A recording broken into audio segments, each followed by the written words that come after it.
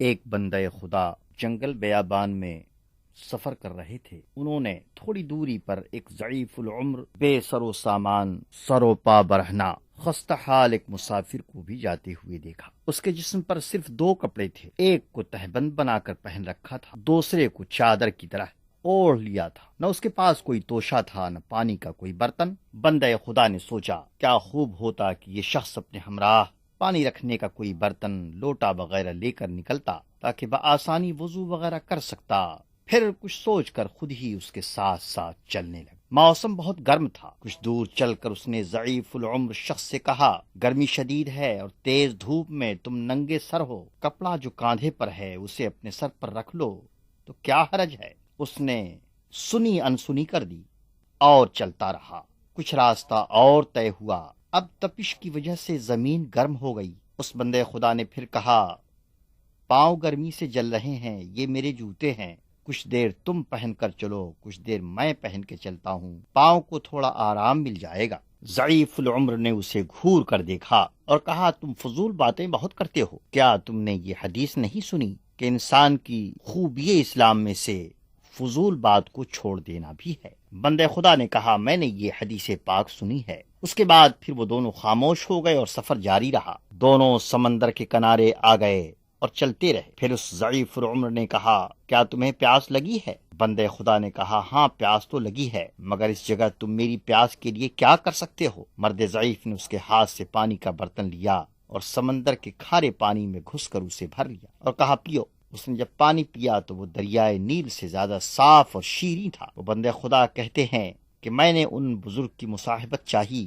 مگر ناکام رہا، اور وہ پانی میں نے ایک بیمار دوست پر چھڑکا تو وہ بیمار شفا یاب ہو گیا، مگر میں پھر ان بزرگ کو نہ پا سکا۔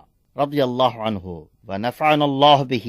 شیخ فتح موصلی علیہ الرحمہ کو بیابان ویرانے میں ایک نابالغ لڑکا ملا جو پیدل چل رہا تھا اور اس کے لب جنبش کر رہے تھے۔ شیخ موصلی نے اسے السلام علیکم ورحمۃ اللہ وبرکاتہ کہا۔ لڑکے نے بھی وعلیکم السلام ورحمۃ اللہ وبرکاتہ کہا۔ شیخ موصلی نے پوچھا، صاحبزادے کہاں کا ارادہ ہے؟ لڑکا بولا، بیت اللہ شریف کا۔ شیخ فتح موصلی نے پھر پوچھا، زیر لب کیا پڑھ رہے ہو؟ لڑکے نے جواب دیا، قرآن مجید پڑھ رہا ہوں۔ حضرت شیخ نے پوچھا، ابھی تو تم احکام شرعیہ کے مکلف نہیں ہو، تم پر دین کے احکام پر عمل کرنا ضروری نہیں ہے؟ لڑکے نے کہا، مجھے پتا ہے کہ موت مجھ سے چھوٹوں تک کو بھی نہیں چھوڑتی۔ شیخ فتح نے کہا، صاحبزادے اس کم عمری میں تم نے اتنے عظیم سفر کا ارادہ کیا ہے، تمہارے قدم چھوٹے ہیں اور راستہ بڑا لمبا ہے۔ لڑکے نے جواب دیا، شیخ محترم میری ذمہ داری قدم اٹھانے تک کی ہے، منزل تک پہنچانا اللہ تعالیٰ کے کرم پر موقوف ہے۔ شیخ فتح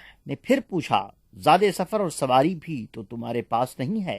لڑکے نے کہا، یقین میرا زاد سفر ہے اور میرے پاؤں میری سواری۔ شیخ فتح کہنے لگے، میاں صاحبزادے کچھ کھانا پانی تو ساتھ لے لیتے؟ لڑکے نے جواب دیا، عم محترم کوئی عزیز اگر آپ کو اپنے گھر دعوت دے تو کیا آپ کو مناسب ہے کہ اپنی روٹی پانی ہمراہ لے کر جائیں؟ شیخ فتح نے جواب دیا، ہرگز نہیں۔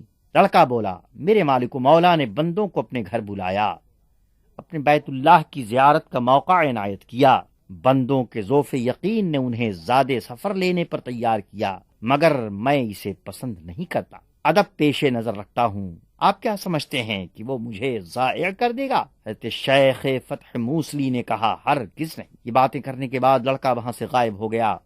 اس کے بعد وہ شیخ فتح موصلی کو مکہ معظمہ میں ملا اور انہیں دیکھ کر بولا، شیخ محترم آپ ہنوز ضعف یقین پر ہیں۔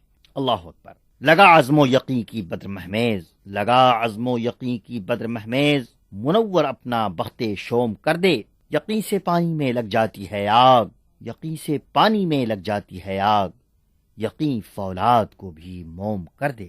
یقین جس دل میں ہو جاتا ہے آباد، یقین جس دل میں ہو جاتا ہے آباد، وہ دل رہتا ہے غیر حق سے ناشاد۔ یقین خود خضر راہ بندگی ہے، یقین خود خضر راہ بندگی ہے، یقین ایمان ہے اور زندگی ہے، یقین ایمان ہے اور زندگی ہے۔ رہنمان راہ سلوک میں سے ایک صاحب عرب کے ویرانے میں یکو تنہا بے آب و دانہ مصروف ریاضت رہے۔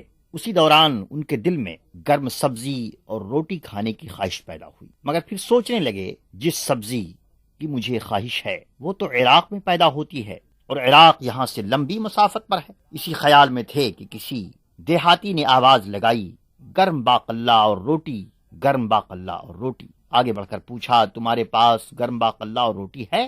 اس دہقانی نے کہا ہاں، اور اپنے جسم کی ایک چادر اتار کر بچھا دی، اس پر وہی سبزی اور روٹی گرم گرم رکھ دی اور تقاضا کر کر کے پیٹ بھر کھلایا۔